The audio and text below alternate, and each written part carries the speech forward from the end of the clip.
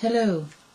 A few weeks ago, I posted a message on YouTube about the possible causal association between the use of ultrasonograms in routine prenatal care and the dramatic increase in the incidence of autism and autistic spectrum disorder, particularly in the Western world, whose romance with technology is gaining an unexamined momentum, and this in regard to its use in healthcare and health of body and mind. I refer you to that message as an introduction to what follows. In order to obtain internal images, and in the case of pregnancy, an image of the developing fetus, the technology of ultrasonography utilizes energy in the form of high-frequency sound waves. So, in using it, we need to bear in mind what is already known about the harmful effects of other kinds of energy when used diagnostically. For example, we know that exposure to X-rays can reach a critical level, beyond which it can be dangerous, and induce the onset of cancer of various forms. As a result, precautions about their use and overuse have been in force for several decades.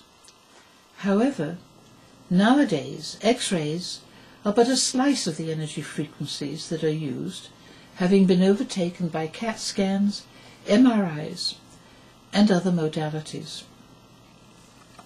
But all of them, and their respective energy frequencies, operate by slicing through tissues other than those of the desired image.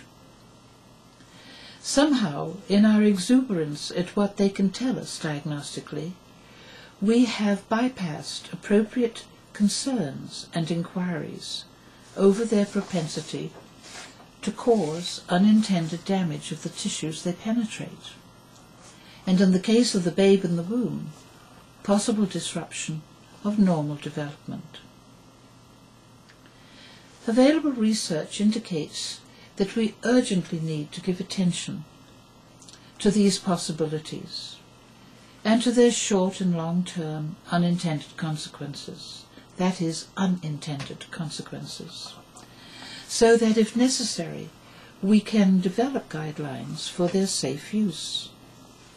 For example, a recent study revealed that children exposed to repeated CAT scans have a higher incidence of cancer, resulting in approximately 500 deaths per year in the United States. On a similar note, the reported increase in the incidence of thyroid cancer in women could be related to the use of ultrasonograms in pregnancy and/or repeated mammograms, which makes of the recent recommendations for less frequent mammograms more welcome than the initial response of indignation at the perceived downgrading of importance of women's health. Furthermore, evidence of the damaging effects of the pervasive technology in everyday use, namely computers, cell phones, video games, etc., comes from the neuroscience laboratory at Oxford University in England, which is one of the most prestigious in the world. Dr. Susan Greenfield, the director of the lab, states, and I quote, "Technology is moulding a generation of children unable to think for themselves or empathize with others," and asks, "Is it time to switch off? Because the young are destined to lose an awareness of who and what they are."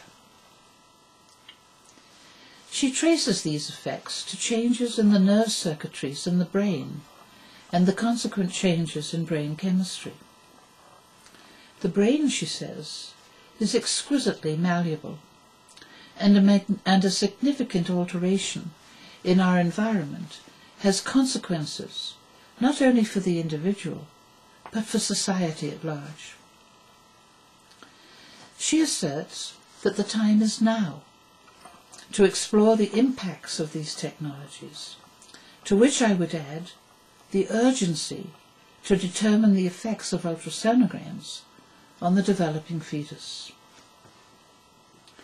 I reiterate what I stated in my previous message, that there is incontrovertible evidence that nerve circuitries in the brains of children with autism, autistic spectrum disorders and other conditions have been interrupted and changed. Her thoughts and mine are mirrored in the growing awareness that electronic socializing is regressive in terms of productive, engaged and empathic human interchange. In a recent poll reported on ABC television in the United States on December 28, 2009, which is just 3 weeks ago, 38% of respondents said they wished it, that is communication technology, would all go away. It, of course, could also be interpreted as information technology, which it is in Europe. Well, we know that it won't all go away anytime soon. But if we are truly committed to the ennoblement, let alone the preservation of the human race, then we must be about the business of uncovering the hazards of these technologies while preserving the blessings they have brought and no doubt will continue to bring to us.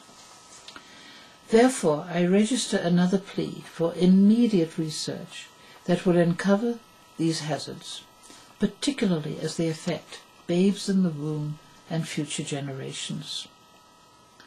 Just think of how much we could accomplish in this regard if we had but a fraction of the money that is daily spent on political polls whose information is like dust in the wind, here today and gone tomorrow, meaningless stuff.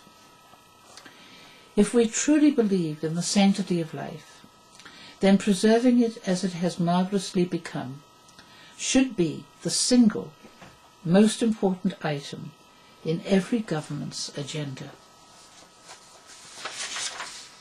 Thank you for listening, and please do whatever you can to bring consciousness in the general population about the dangers of all of these things, and press for research to elucidate what they are so that we can prevent their harmful effects. Thank you very much.